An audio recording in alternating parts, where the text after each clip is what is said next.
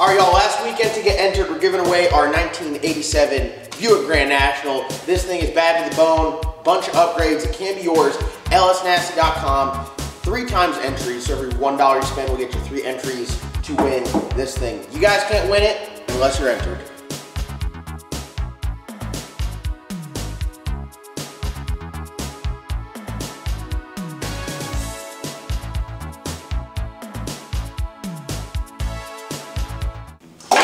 All right, y'all, we're keeping today's video short and sweet and to the point.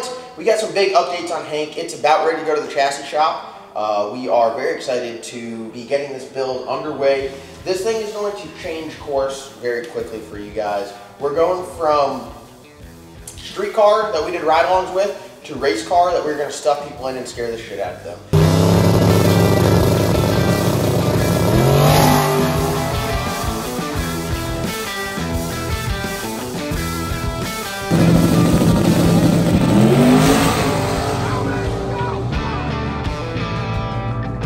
That is the game plan. We are working with a bunch of really great companies on this, and I'm super excited because it's going to not only provide a really good race car, competitive car for any of the stock block stuff that we want to do. It's going to create really great content. It's going to be a very, very, very good marketing tool to showcase the badass products that we put on this thing. So,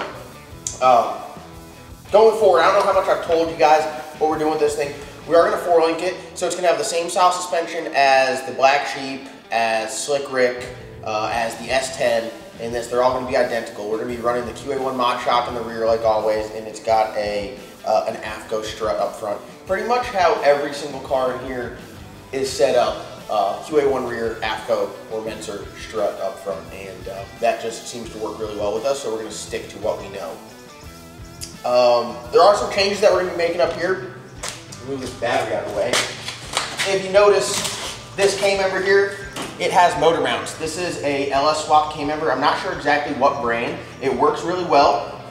Ride height on the car sits really good. It comes with all the stuff for the bumps here. That's really good. It's got a manual rack. This is like a Pinto style rack. No problems with that. And you guys that do any of the racing stuff, you'll know you ditch the power rack. You don't loop the power rack. It's shitty. And you just run a manual rack. As soon as you're going 1 mile an hour, it turns great. This front end has factory style spindles with factory style brakes. I'm actually going to be selling all of this. So you're going to get the K-member with the motor mounts, the steering rack, lower control arm, spindle, brakes, and even the wheels, because we are going to a spindle mount front end. We're just going to go with the full-blown race shape.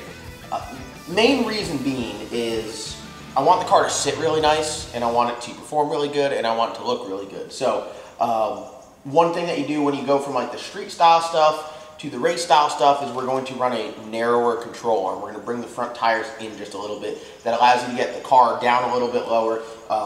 We're also going to swap from the factory style spindle to a drop spindle that helps lower the car while keeping all of your angles and everything correct. Makes the mounting point of the wheel higher up on the spindle. So this has been a really great K-member for everything that we're doing.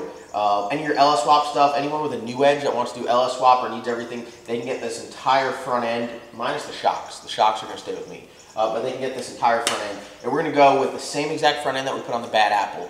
It's the Racecraft Outlaw K-member. They're narrow control arms. They're 2-inch drop spindle, strange billet rack. And it's set up differently. It's set up a little bit more turbo friendly, where there's nothing in here. If you did run a turbo kit that way or run exhaust that way, you have room. It doesn't come with motor mounts, so we're going to run motor plate, mid plate. And then the Outlaw part of it that's what they call Outlaw rack, the stiletto rack. Put the rack forward. Your turning radius diminishes slightly, but pushes that forward, moves this crossbar right here forward, so now you can drop the oil pan with the motor in the car. If you want to freshen it up, just like we did Slick Rick, we freshened up Slick Rick. We didn't take the motor out of the car. The car is built where you can take the oil pan off without having to take the motor out. That's big. The Black Sheep's the same way. It's got that Outlaw style K-member in it. So we are going to be selling all this. I mean, I think I'm going to post it up today on Turbo Bullet, and it's just going to be an absolutely smoking deal. The wheels, you're probably $1,200. So I mean, maybe like $4 grand for everything, and someone can come get it and bolt that shit right on there. And you know, wheels, tires, brakes, everything, minus the strut. I don't know. Is that a good deal? I don't know. I just kind of half of like what retail is. I know if you go to buy all new stuff, I mean, these wheels are going to be damn near $2,000 plus tires, plus brakes, plus steering rack, plus control arms, plus K-member. I mean, they're probably like $6 grand off rip. So yeah, I got some gutting to do. I got to get the rest of this shit out of here. Like I said, we are doing a motor plate, mid plate. But the big thing is, I got some wheels and tires for it. So let me grab those. 12 seconds later. Oh, I hope you guys are excited. I hope you guys are excited. We got some fresh units. Shout out to Brandon Carter, Carter Motorsports. I'm not going to take this one out of the bag because it's not out of the bag yet. I got to put the bearings and everything.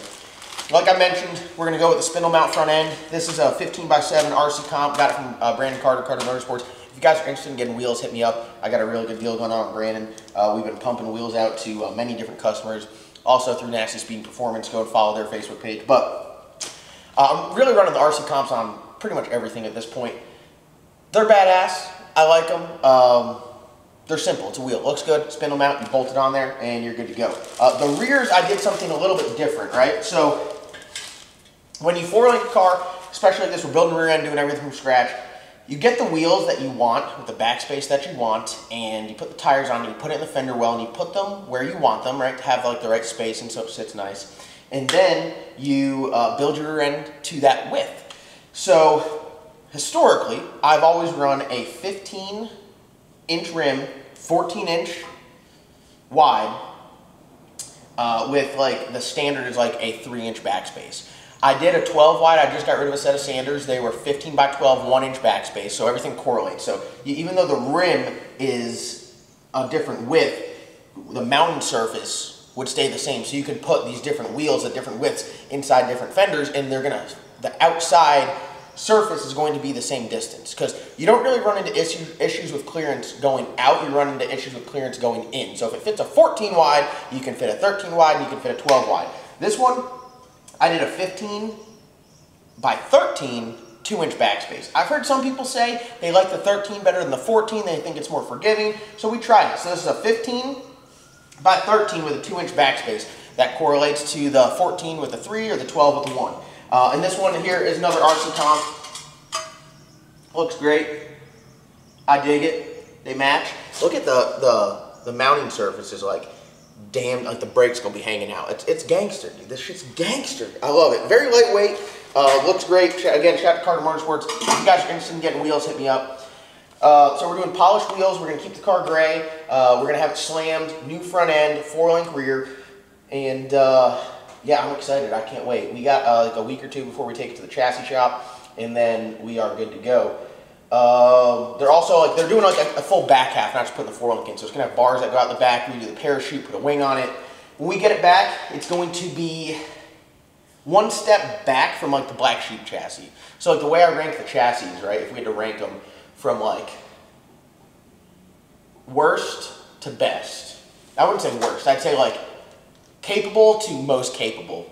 This will be at the top for race car wise. It's gonna be good. It's gonna be 25.5. It's gonna be back half 4-link. Be able to go fast, no problems. Not double frame rail. Still has factory floors and shit. The next one below it will go with like the Bad Apple. The Bad Apple's kind of weird though because it's super light, so it might bump it up. But that's like a 25.3 single frame rail. Doesn't have factory floors, but stock style rear suspension. Then we'll go with the Black Sheep. It's heavy, but it's 25.2 or whatever it is. It's double frame rail, has some of the factory floors, 4-link, but it is kind of heavy. Then we'll go with the S10, 25.1, nice, light. You know, it's tied with Slick Rick chassis-wise. Slick Rick works really good, a little bit heavier, wheelbase is not as desirable. They're like neck and neck. They're both 25.1, both double frame rail, both 4-link, both strut front end. I mean, they're badass. Slick Rick's got the floater rear and some of like the more big dog shit, but the S10 is going to be a lot lighter. So, yeah, that's what we got going on with it.